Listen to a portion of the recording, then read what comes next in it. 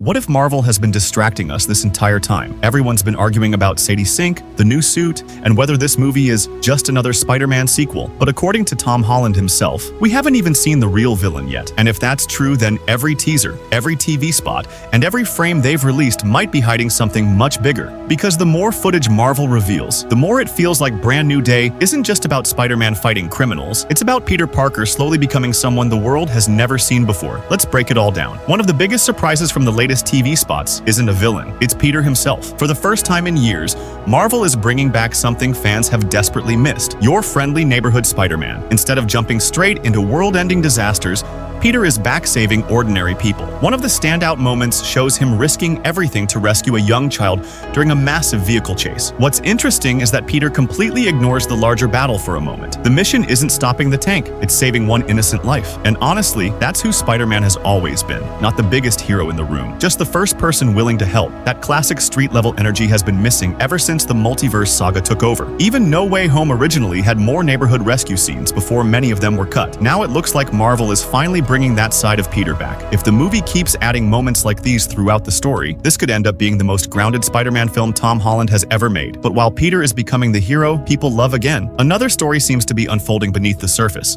Because several hints suggest that Spider-Man himself is changing, not emotionally, biologically, the trailers make it feel like Peter is going through another mutation, almost like his spider DNA is evolving beyond what we've seen before. If that's true, then the public might end up seeing two completely different versions of Spider-Man: the friendly neighborhood hero and something much darker. Watching New York slowly react to that transformation could become one of the movie's strongest emotional storylines. If Marvel explores both sides of Peter's identity instead of only focusing on action, this film could feel very different from previous entries. Now, here's another detail almost everyone noticed. A massive battle is happening across New York, so naturally people started asking, where are the Avengers? The answer might already be hiding in the trailer. For just a brief moment, we finally get another look at Avengers Tower, except it doesn't really look like Avengers Tower anymore. Valentina appears to be rebuilding the entire structure after everything we saw in Thunderbolts. Even stranger, the classic Avengers A logo is nowhere to be found. Instead, the building looks like it's being transformed into something completely different, and right beside it, there's another sharp tower rising into the skyline. Comic readers immediately connected this to the Watchtower. In certain comic storylines, the old Avengers Tower eventually becomes Sentry's headquarters. Could Marvel be quietly setting up something similar? Maybe. But one thing is obvious: that building no longer belongs to the Avengers. Something new is coming. Now let's talk about the villains, because this movie already has an impressive lineup: Scorpion, Tarantula, Boomerang, and Tombstone. But here's the strange part: Tombstone still hasn't been properly shown in the marketing, which makes Tom Holland's recent comment even more interesting. He said audiences still haven't seen the movie's biggest villain. That immediately raises a question.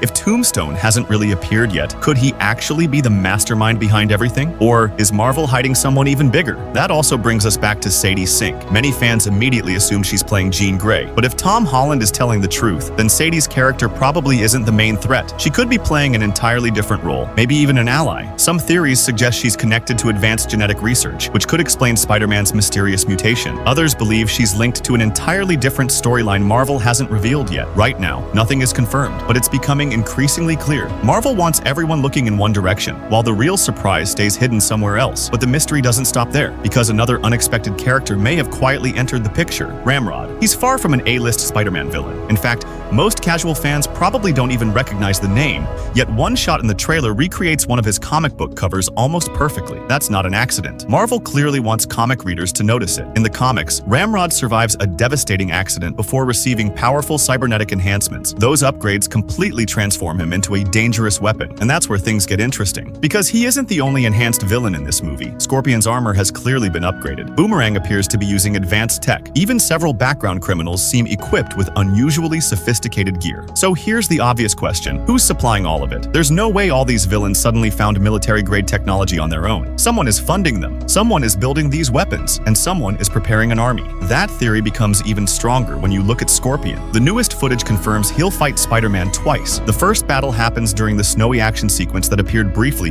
in behind-the-scenes footage. The second takes place later, after Peter's transformation begins, during the street fight we've already seen in earlier trailers. spoilers. That means Scorpion survives their first encounter and comes back for another round. But the second fight feels completely different. Scorpion walks in thinking he's facing the same Spider-Man. He isn't. Peter has changed. Whatever mutation is happening inside him, it's making him stronger, more aggressive, and far more dangerous than Scorpion expects. It's almost like Marvel wants us to witness Spider-Man evolving into something that even experienced villains can't predict. Now let's go back to the technology, because every enhanced villain points toward the same mystery. Whoever is supplying this equipment has enormous resources. The most obvious suspect? Tombstone. In many comic storylines, Tombstone tries to rise through New York's criminal underworld after Kingpin's influence begins to weaken. Giving enhanced weapons to smaller villains would be the perfect way to build his own empire. But there's another possibility. What if this isn't organized crime at all? What if it's government-controlled? The Department of Damage Control has already shown that they're willing to capture and monitor superpowered individuals. They also have access to advanced technology. Could they secretly be creating controllable supervillains? It's definitely possible. And if Marvel wants a darker political twist, Damage Control secretly pulling the strings would make perfect sense. Of course, there's one name fans keep bringing up, Oscorp, or more specifically, the Osborn family. Rumors about Norman Osborn continue to spread across the internet, but there's one major problem.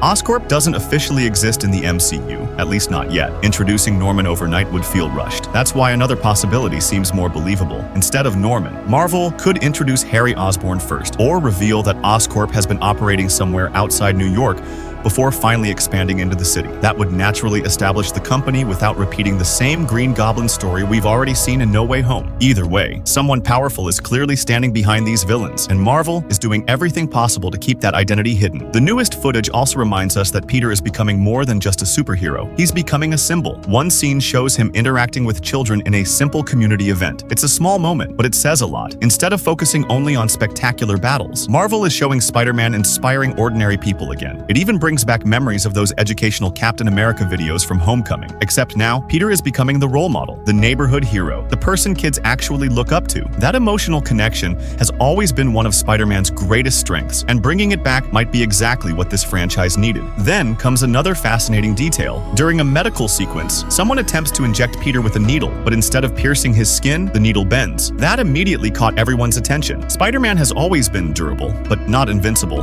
He's been injured plenty of times, so why doesn't the needle work now? There are two possibilities. Either it's simply a fake demonstration, or Peter's body has already evolved beyond its previous limits. Judging by the reactions around him, even Peter seems shocked by what's happening, almost like he realizes his powers are still changing, and if that's true, then this mutation may only be the beginning. But the biggest clue might not be Peter's strength. It might be what's happening inside his DNA. One of the latest teaser shots reveals a full genetic scan of Spider-Man's body, and it's exactly what fans expected. Part human, part spider. But what stands out isn't the mutation itself, it's the fact that someone is actively studying it. That suggests Peter isn't just reacting to these changes anymore. He's trying to understand them. And surprisingly, he isn't relying on Stark technology to do it. Instead, Peter appears to have built his own AI assistant. We still don't know its official name, but it's clearly something he created himself. Unlike Edith or any of Tony Stark's systems, this AI looks much more basic, something designed by Peter using his own resources. And honestly, that feels like real character growth. After No Way Home, Peter has no billionaire mentor, no Avengers, and no safety net. Everything he builds now comes from his own intelligence. That's exactly who Spider-Man is supposed to be, a genius who solves impossible problems with whatever he has. Watching Peter slowly become an independent inventor could be one of the most satisfying parts of this movie. Speaking of technology,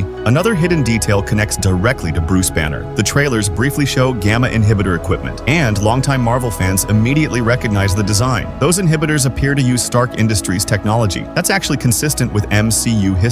We've already seen Bruce working with Stark tech before, especially after She-Hulk. So this isn't a random Easter egg. It's another reminder that Tony Stark's legacy is still shaping the Marvel universe, even after his death. Then there's an Easter egg comic fans absolutely loved. One screen is labeled ASM number 14. That's a direct reference to Amazing Spider-Man number 14, the comic where Spider-Man fights the Hulk for the very first time. But that's not the only reason that issue matters. It also prominently features the Green Goblin, which raises an interesting question. If Marvel is referencing that specific comic, are they teasing Hulk, Green Goblin, or both? It could simply be a tribute, or it could be Marvel quietly planting seeds for future movies. Either way, it's exactly the kind of hidden detail comic readers love discovering. Another mystery still hasn't been answered. Which version of Hulk are we actually getting? Some rumors point toward the classic Green Hulk. Others suggest a Gray Hulk storyline could finally appear. Marvel hasn't confirmed anything yet, but considering how much attention they're giving Hulk-related technology, it's hard to believe all of this is meaningless. Something bigger could be building in the background. Now let's talk about one of the most exciting partnerships in the film, Spider-Man and the Punisher. According to Tom Holland, the footage we've seen so far is only the tip of the iceberg. That means their scenes together go far beyond what Marvel has shown. Behind-the-scenes footage even reveals the two arguing inside a building before jumping into action. What are they arguing about? Nobody knows. Maybe it's their completely different philosophies. Spider-Man refuses to kill. Punisher believes some criminals deserve exactly that. That ideological conflict has always defined their relationship in the comics, and seeing it finally brought to life could become one of the movie's strongest character moments. There are also rumors that Punisher possesses specialized anti-Hulk weaponry. If that's true, it opens up another fascinating possibility. What if Spider-Man and Punisher aren't just fighting criminals together? What if they're preparing to stop the Hulk himself? Nothing confirms it yet, but it would explain why both characters appear in the same large-scale action sequence. It would also make perfect use of Punisher's military background. One final detail fans noticed involves Punisher's boat. The vessel closely resembles Golden Gull, a classic reference pulled directly from the comics. It's a subtle touch, but it proves director Destin Daniel Cretton is paying incredible attention to Spider-Man lore. And honestly, that's encouraging, because this movie doesn't just look inspired by the comics. It feels like it genuinely respects them. Of course,